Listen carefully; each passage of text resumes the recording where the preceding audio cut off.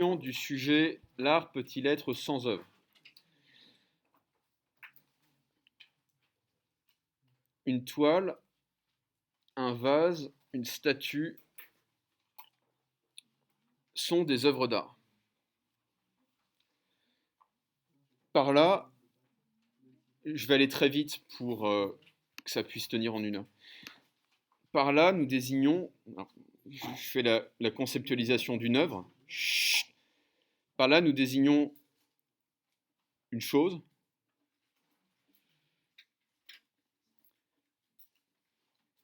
produite par un ou plusieurs artistes, destinée à être conservée,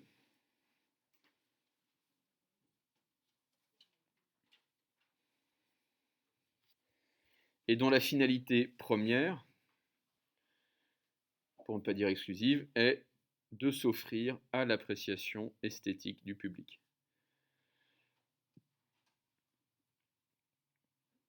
Oui, oui, oui, tout à fait. Comme ça, si jamais vous loupez des trucs, vous pourrez le récupérer. C'est la matérialité singulière de l'artefact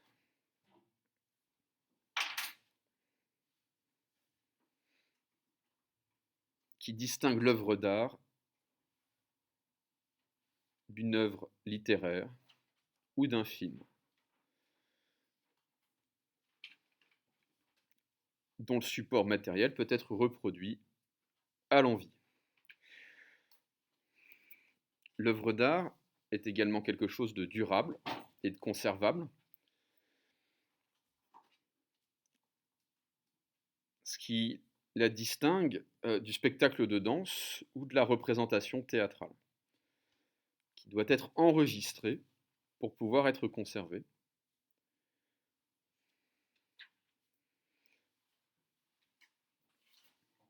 mais dont l'enregistrement ne constitue pas une œuvre. Enfin, la finalité qui guide la production de l'œuvre d'art n'est pas instrumentale. C'est ce qui distingue l'œuvre d'art de l'objet technique, même si celui peut être ouvragé, ou comme on dit aujourd'hui, designé. Or, à l'évidence, les arts produisent des œuvres qui ne sont pas des œuvres d'art. Les arts produisent des œuvres qui ne sont pas des œuvres d'art, au sens restreint du mot.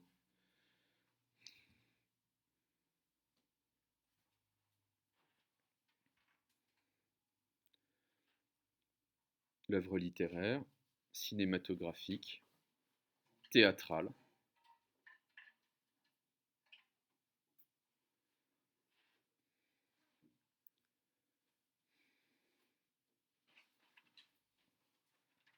orchestrale, musicale de manière générale,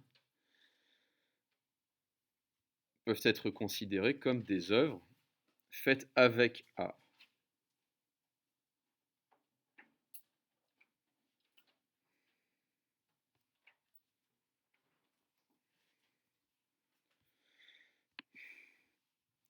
Les limites de la notion d'œuvre s'évanouissant davantage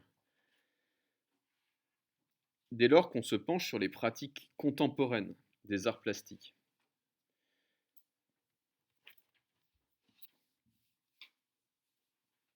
comme par exemple le body art, qui consiste à faire du corps de l'artiste l'objet même de la création artistique, ou le land art, qui consiste à réaliser des compositions éphémères à partir d'éléments du paysage, ou plus radicalement encore, le ready-made. Je n'explique pas ce que c'est, vous le savez, et surtout l'art conceptuel, qui consiste à en rester à l'évocation de la création d'un objet.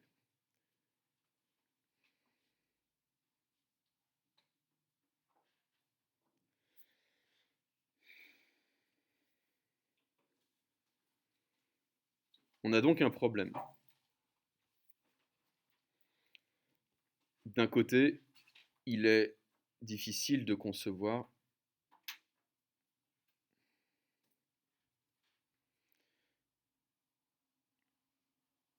l'art autrement que comme une production de quelque chose.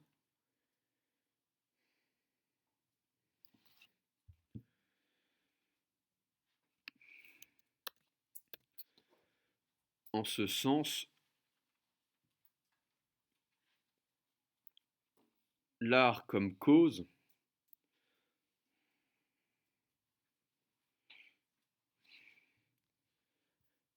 semble indissociable de l'œuvre comme effet.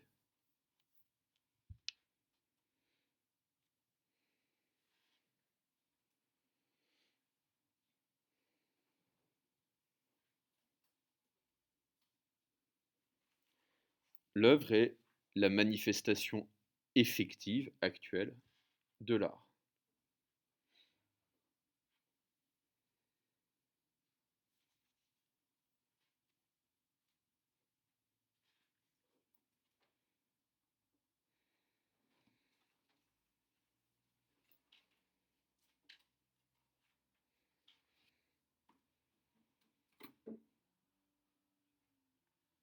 Et précisément, cette distinction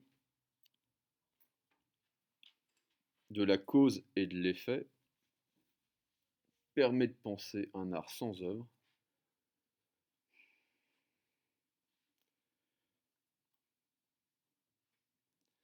comme ce qui serait simplement une puissance d'œuvre à venir.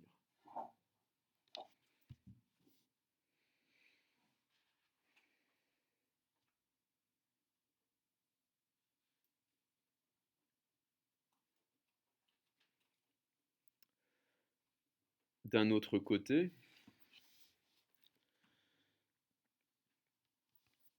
le critère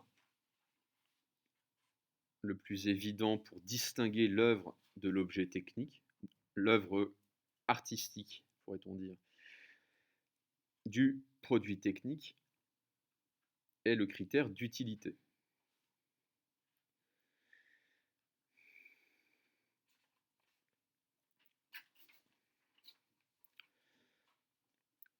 L'œuvre a une autonomie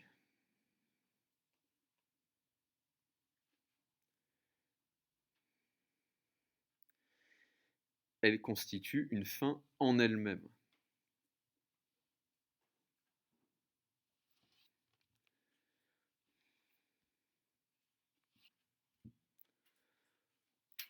Or, précisément,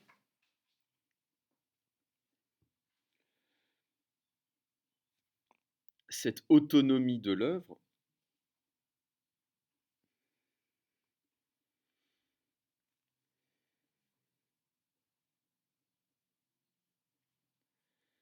comme objet d'une appréciation esthétique pose problème.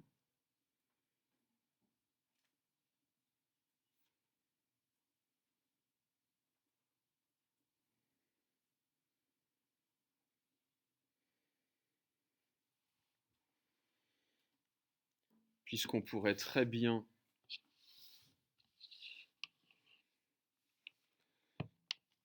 envisager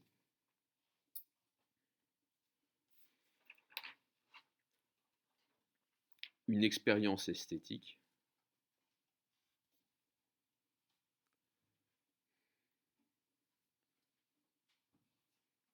sans œuvre.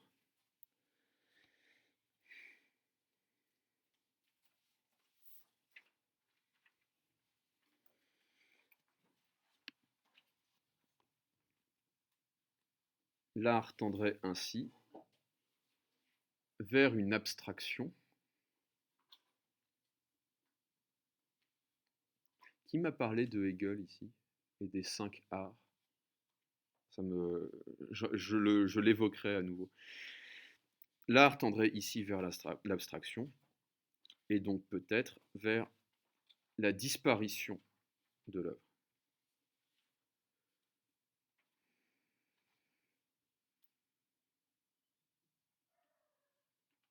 Alors, le plan va traiter 3 difficultés. Je rappelle qu'une disserte, c'est vraiment 3 parties. Grand 1, l'art est-il la cause de l'œuvre?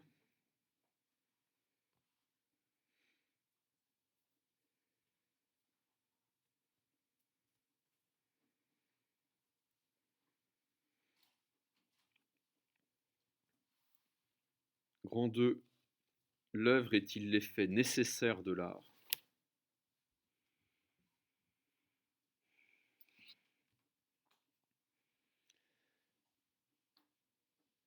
Grand 3, l'art peut-il subsister sans œuvre?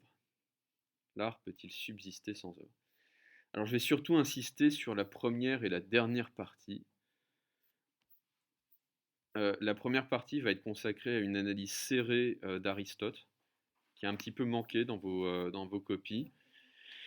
La deuxième partie est plutôt axée autour de Walter Benjamin, donc ça vous connaissez normalement, et de Nelson Goodman. Et la troisième partie va être à nouveau axée sur Benjamin et sur Maurice Merleau-Ponty. Donc, grand 1, l'art peut-il être la cause ou est-il la cause de l'œuvre? Donc, quel était l'implicite du sujet? L'implicite du sujet, c'est-à-dire, au fond, le présupposé, le préjugé qui allait avec le sujet. Le présupposé, c'est que la production artistique est la production de quelque chose et que ce quelque chose, on appelle ça une œuvre. Autrement dit, l'art serait causalement une production d'œuvre.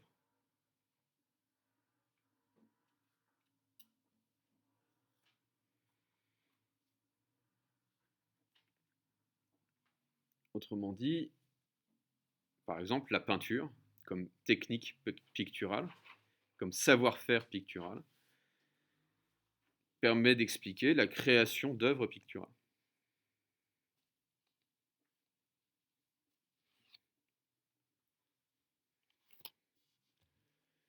Sans art de peindre, pas d'œuvre.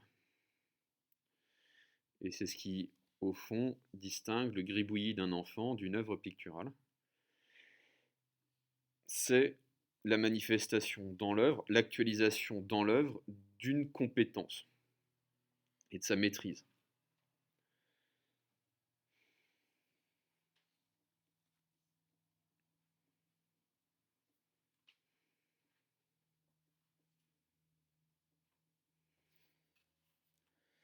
Alors, je lis un extrait du livre 6, chapitre 4 de l'éthique à Nicomaque. Livre 6, chapitre 4 de l'éthique à Nicomaque.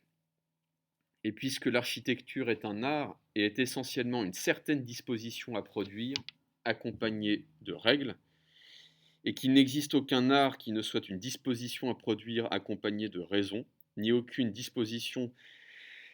Non, raison, c'est pas terrible. À mon avis, c'est logos, et logos, c'est plutôt règle. Ni aucune disposition de ce genre qui ne soit un art, il y aura identité entre art et disposition à produire, accompagnée de règles exactes.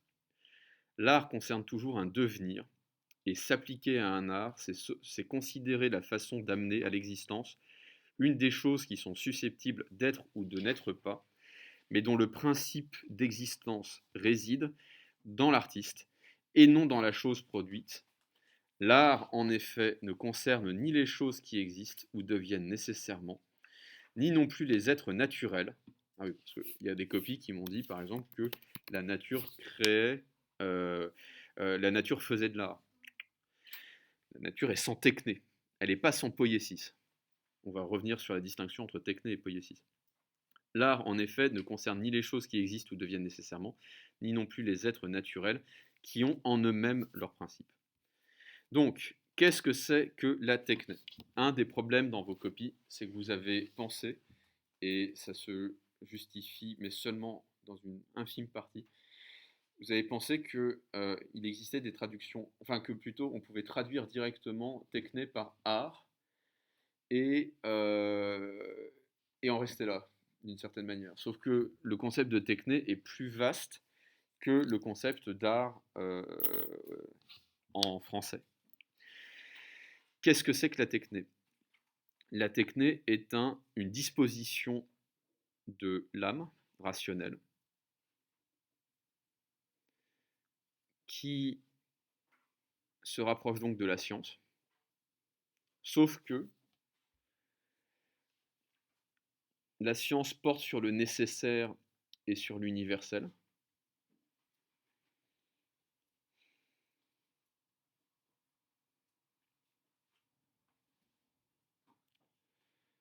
alors que la techné porte sur le contingent, c'est sur ce qui peut être autrement que ça n'est. Vous allez trouver de très bons développements de cette dimension-là de la création artistique dans la copie d'Armel. Donc, c'est une disposition de l'âme, elle est en puissance dans l'âme de l'artiste. L'art est une puissance de créer.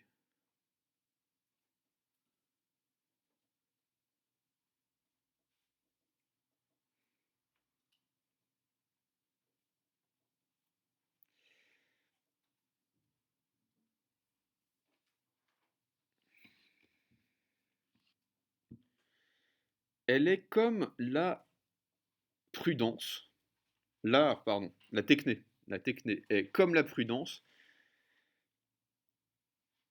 accompagnée de règles.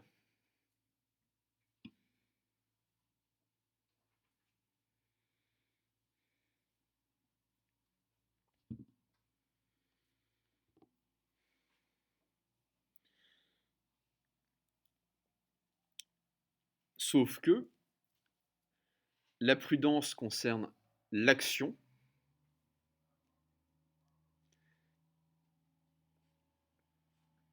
dont la finalité est sa propre personne. La finalité de l'action est toujours interne.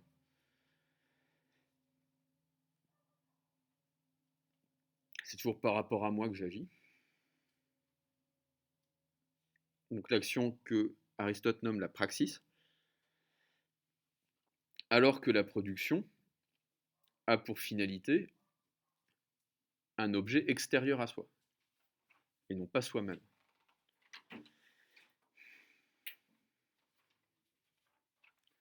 Donc, on peut se demander, et il y a quelques copies qui se sont demandé ce qu'il fallait faire des expressions comme art de vivre. L'art de vivre à la française, n'est-ce pas, hein, cher à notre bien-aimé président. Aristote dirait, bah, c'est pas de l'art, c'est-à-dire que c'est du côté de la praxis, c'est du côté de l'éthique, c'est du côté des mœurs, et donc ça ne relève pas véritablement de l'art, ça relève de la praxis, ça relève de l'action et de la pratique. C'est aussi un point qui a été soulevé avec le dandysme, par exemple. Est-ce que c'est véritablement comme art de vivre, si vous voulez, comme style de vie, faire de sa vie une œuvre d'art? Pas possible. C'est pas possible parce qu'il n'y a pas d'extériorité. Enfin, du point de vue d'Aristote, ce n'est pas possible parce qu'il n'y a pas d'extériorité de l'œuvre par rapport à l'artiste ici. Donc, deux points de synthèse. L'art est cause de l'œuvre dans le sens d'une règle productrice, et l'art est cause de l'œuvre en tant qu'elle est puissance de l'œuvre.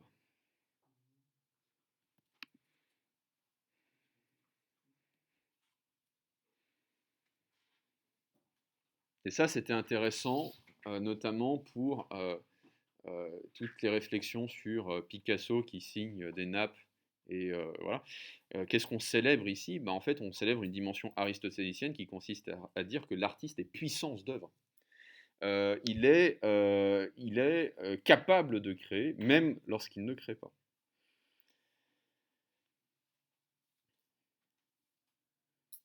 Un peu comme le président de la République est président, même lorsqu'il dort, simplement il est président en puissance et pas en acte.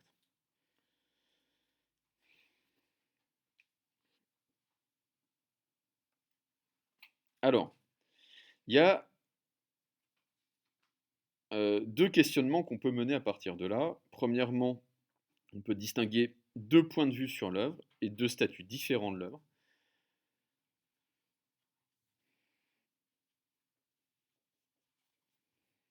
D'un point de vue logique,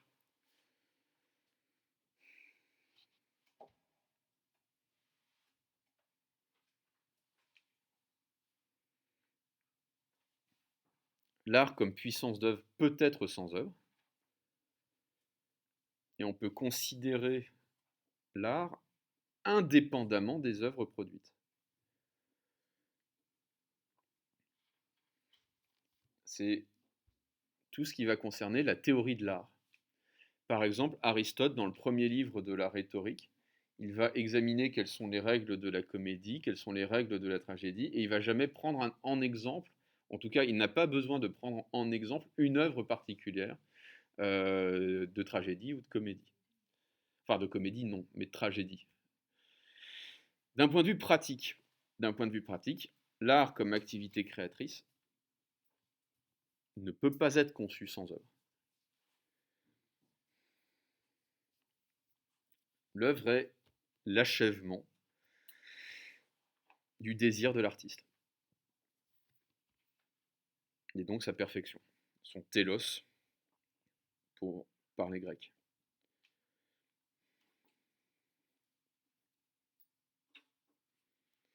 Alors, la deuxième piste, c'est l'extension qu'Aristote et que la langue grecque, de manière générale, donne au concept de techné.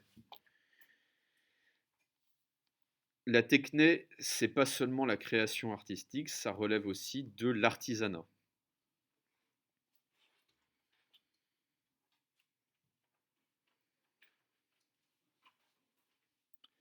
Mais Aristote va distinguer deux types de techné, effectivement.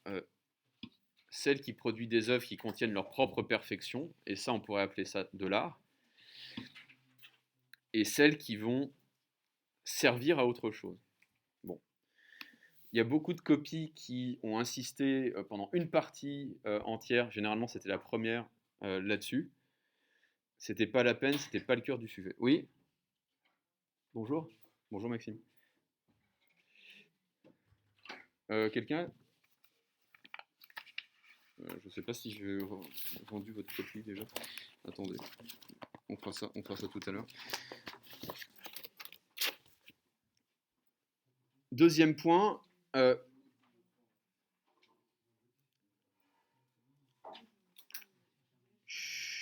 le problème c'est que la distinction entre techné et praxis, le problème c'est que la distinction entre techné et praxis ne recouvre pas exactement la distinction entre création et action.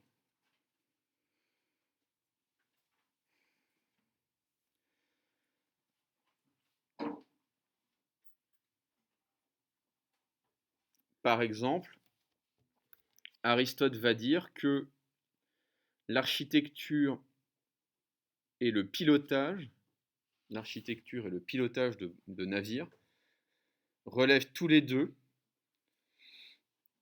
de la techné. Autrement dit, le point important à retenir, c'est que le pilotage de navires, c'est pas de l'action, c'est pas de la praxis pour Aristote, c'est de la techné.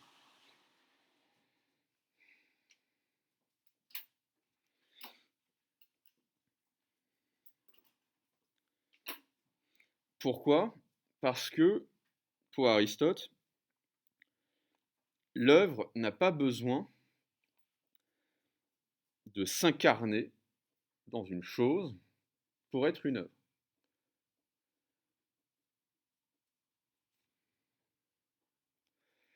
La danse, la musique, les représentations théâtrales sont des œuvres pour Aristote, précisément parce que ce ne sont pas des actions.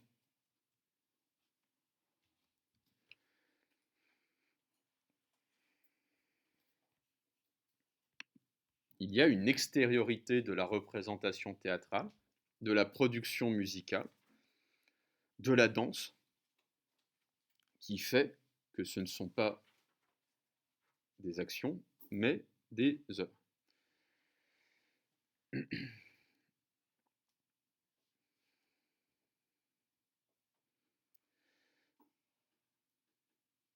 Deuxièmement, ce que permet de penser Aristote, c'est la porosité, le caractère flou de la limite entre la création artistique et d'autres types d'activités.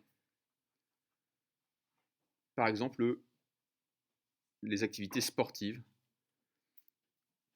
ou certaines productions mécaniques ou industrielles. Je peux prendre deux exemples. Le patinage artistique. Est-ce que c'est de la danse sur glace? Ou est-ce que c'est un sport avec des figures imposées et un score à atteindre? Donc, est-ce que le patinage artistique contient en elle-même sa propre perfection, en lui-même sa propre perfection, ou est-ce qu'il est soumis à des critères d'appréciation qui relèvent d'un score? C'est difficile à dire.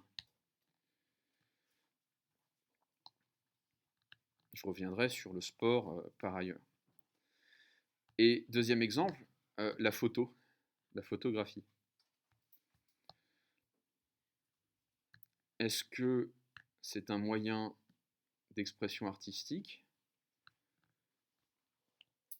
ou est-ce que c'est une technique d'enregistrement d'informations à but militaire?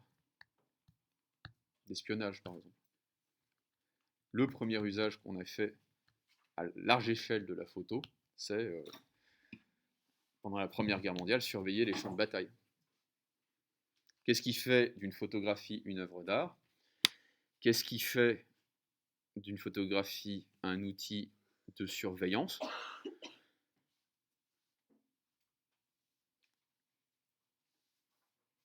Ici, il semble bien que ce ne soit pas le médium qui fasse l'œuvre d'art, mais bien plutôt le regard qu'on va porter sur l'œuvre, sur le produit de la technique. Alors, conclusion et transition vers la deuxième partie.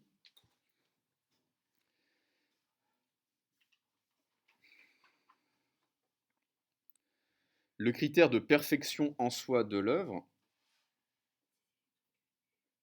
nous conduit à déplacer la question.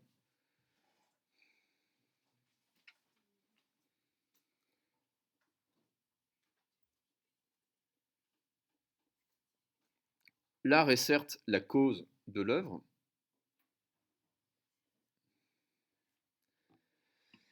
mais si l'œuvre se distingue de l'objet technique par sa perfection en soi,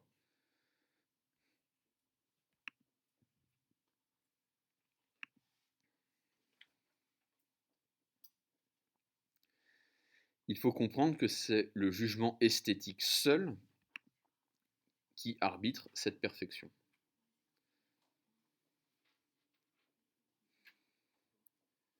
Qu'est-ce qui fait œuvre? Oui.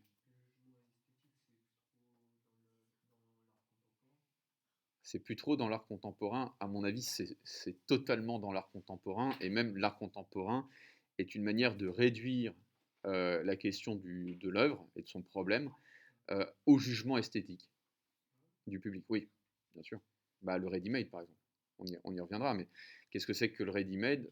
Pourquoi est-ce que c'est une œuvre? Parce qu'on va juger que c'en est une. Okay. Et en fait, la création artistique dans le ready-made, c'est précisément ce moment où l'artiste va décider que ceci est une œuvre, dans un geste démiurgique, quasiment divin. Voilà. Toi, tu es une œuvre. C'est pour ça que c'est un peu facile bon, vous flattez mon côté réac, hein, j'aime bien, mais c'est un petit peu facile de dire l'art contemporain c'est une gigantesque arnaque. Moi, je pense que c'est quelque chose de très ancien, de très archaïque. Ça relève presque du rituel magique sous la Grèce archaïque, si vous voulez, 6000 ans avant nous. Ça consiste à dire, cette rivière, il y a des nymphes dedans. Elle est magique. Hein. Cette selle de vélo avec son guidon, c'est une tête de taureau.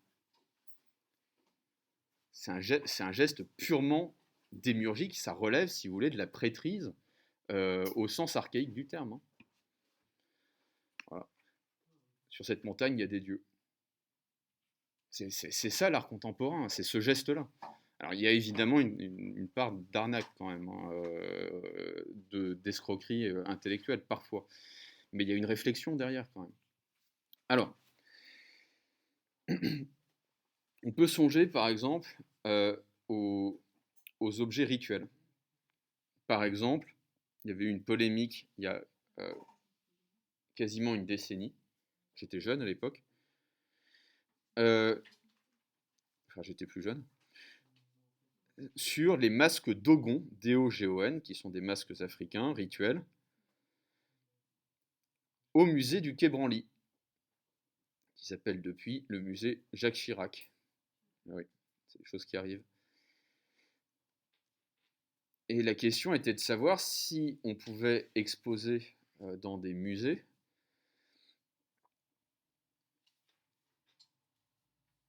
des objets qui, du point de vue de ceux qui les avaient créés, ne relèvent absolument pas de l'art et ne sont très clairement pas des œuvres d'art.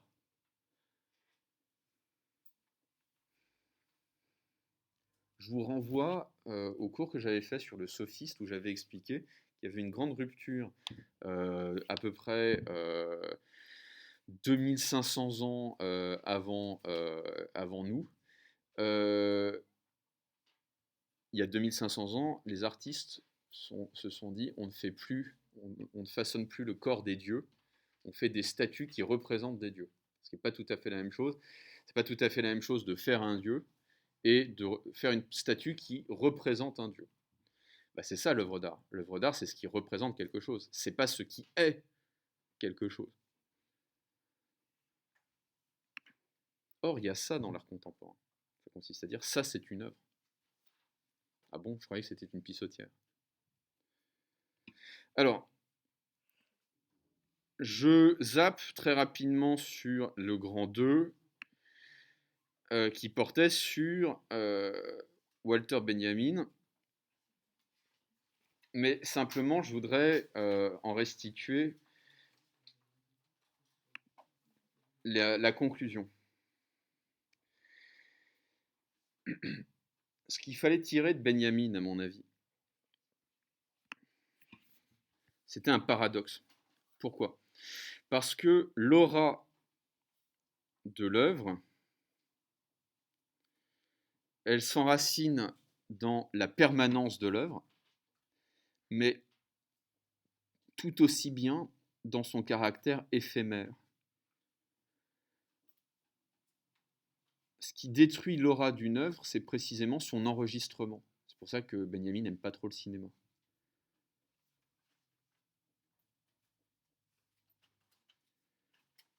Autrement dit, ce qui sauve l'œuvre dans l'art moderne, c'est ces tentatives d'échapper, ce sont ces tentatives d'échapper à la menace d'être reproduite.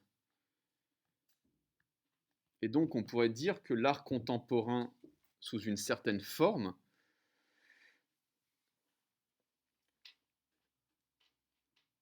malgré le caractère éphémère de l'œuvre, tente de sauver l'œuvre. Pourquoi? Parce qu'on ne peut pas reproduire ce qui est éphémère, ce qui se donne comme éphémère. Par exemple, les installations, qui n'existent que le temps d'une exposition. Ou le body art, évidemment, à moins de modifier son corps à sa mort, si vous voulez. L'art meurt, enfin l'œuvre meurt avec l'artiste. Et il y a une authenticité qui est associée à la notion d'urgence dans l'œuvre d'art contemporain. Et en même temps, comme dirait l'autre, en même temps, on remarque dans l'art contemporain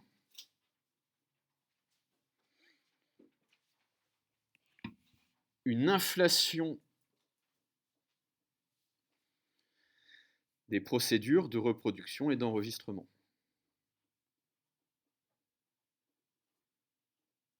Par exemple,